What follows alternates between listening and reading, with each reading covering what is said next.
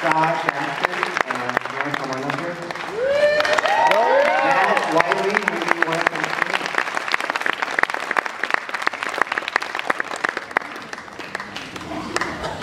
After you.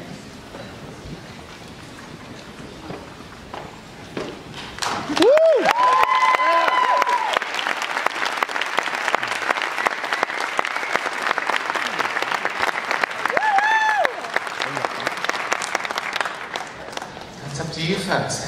It's for some questions for this group. You're shy. Yeah, right. Yeah.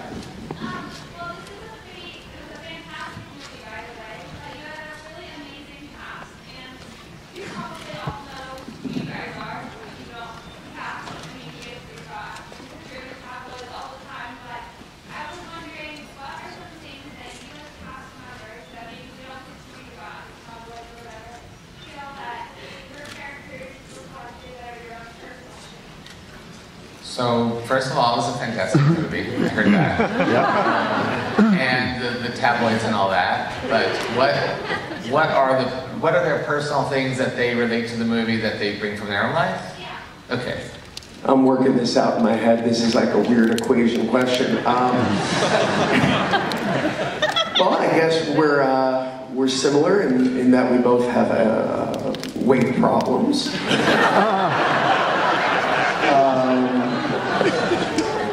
Going into it, I didn't know much about programming. I had to learn a lot on the job, as it were. I think to a certain extent, Steve Wozniak celebrated this idea that he was a prankster at heart. He always loved to do that thing. He always loved to play pranks on people, and I think that there's that kind of spirit that lives in me as well. So I would say that that's the biggest similarity between the two of us. I agree.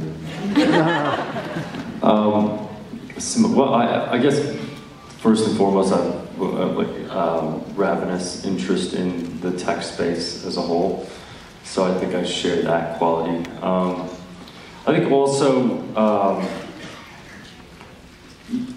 you know, one of the things that I learned about Steve as I was studying for this role was that he had this reality distortion field where he sort of felt like if he said something and that he could sell anything, and he could sell any idea. And I think sometimes I get a little overexcited about certain things and tend to oversell things a little bit, and try to get, you know, sort of create that same whirlwind about an idea and get people on board.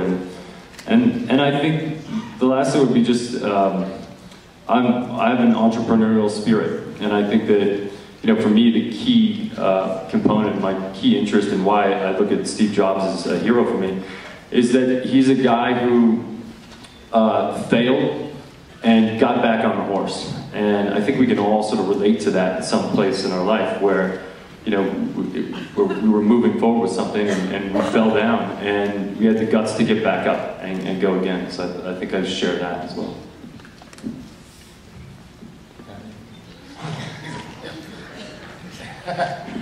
Yeah, right here. I just wanted to ask a question. Oh. You and me. Go ahead. I was going to say, it seems you guys took a lot of pride in your production design in the movie, particularly in your costumes and your makeup. And I just was wondering what it was like, what those early production meetings were like in terms of replicating not just the spaces that you guys used in the costumes, but also the technology and the early computers as well. Well, Freddie Woff, the production designer, is here today. Oh.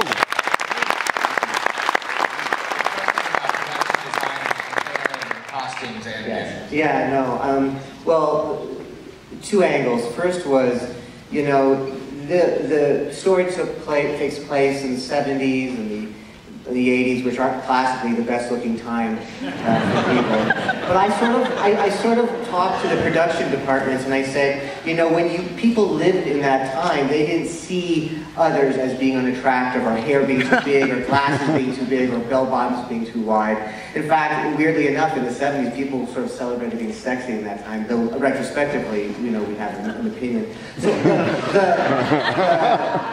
the mandate was, make the glasses a little bit big, but try to create the moment as if you lived it and how we remembered it. So things aren't so amplified, because it's really easy in both of these periods, the 80s and the 70s, to really become cartoonish.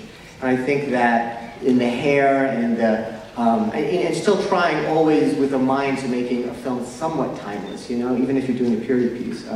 So I think all of the departments got together and really delivered, worked so hard. And Freddie really did so much research in everything, even that bite shop, every little package, everything that you see was heavily researched. And everybody was on it, even Ashton. Everyone, if something was wrong, and Matt and also Mark had, you know, people who were there who had done research, so everyone was kind of, you know, checks and balancing each other too, which was really interesting. So, yeah.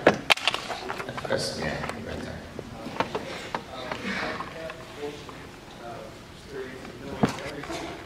I discovered within my first meeting, I walked in and I instantly knew that he was very invested in this role, and though I've never spoken to him about it, I felt instantly that it was important to him, you know, on many levels. And when you're doing an independent film and you're trying to bring down a cast together, you really want it to mean something, even beyond the role, you know, on some level.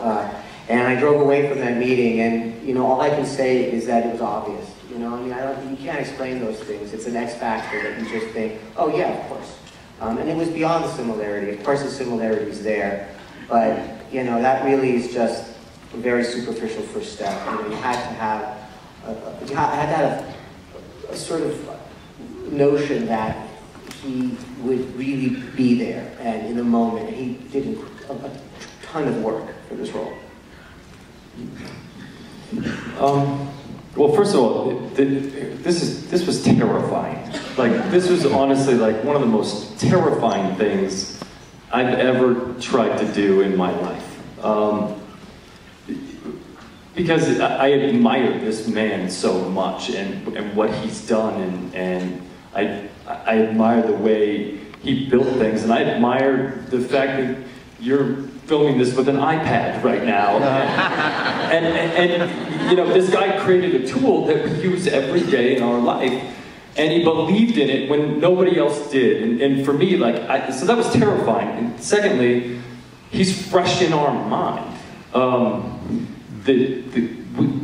People, you know, a year ago were talking with this man and watching him present things and do things, and it's not like, you know, I've never seen Abraham Lincoln walk into a room, but I've seen Steve Jobs walk into a room. And so it was kind of like throwing myself into this gauntlet of, I know massive amounts of criticism, because somebody's going to go, oh, well, it wasn't exactly like it wasn't this and that. And so that was really scary. So I just, once I committed to doing it, watched 100 hours of footage maybe. I had audio tracks that I found of speeches that he gave around the country and around the world.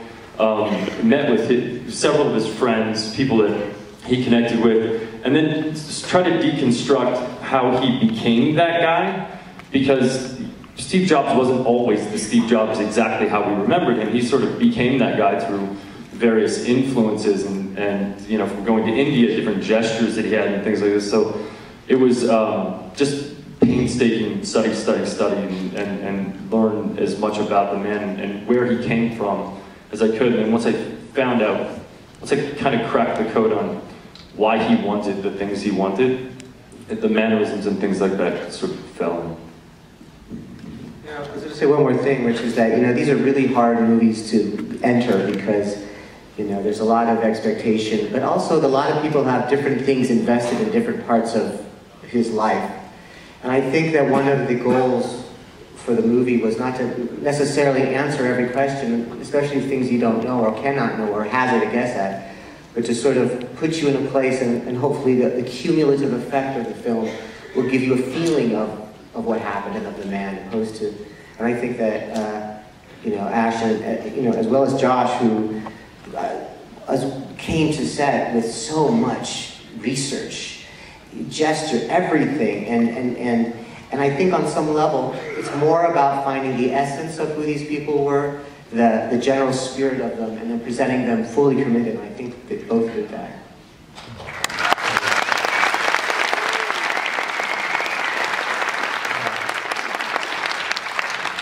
in the hat.